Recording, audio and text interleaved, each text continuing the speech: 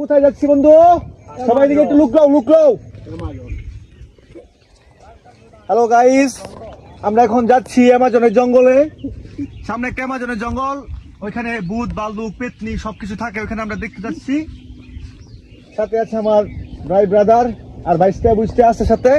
আপনাদের সাথে থাকেন, ব্লগটা এই পর্যায়ে শুরু হয়ে যাবে। জঙ্গল আসতে না আসতে বাঘের দেখা।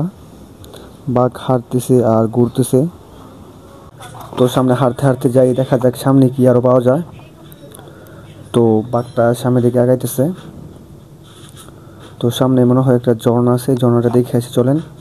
এই দেখেন কত সুন্দর একটি ঝর্ণা, এটা দেখে আমার কাছে খুব ভালো লাগছে বিষয়টা।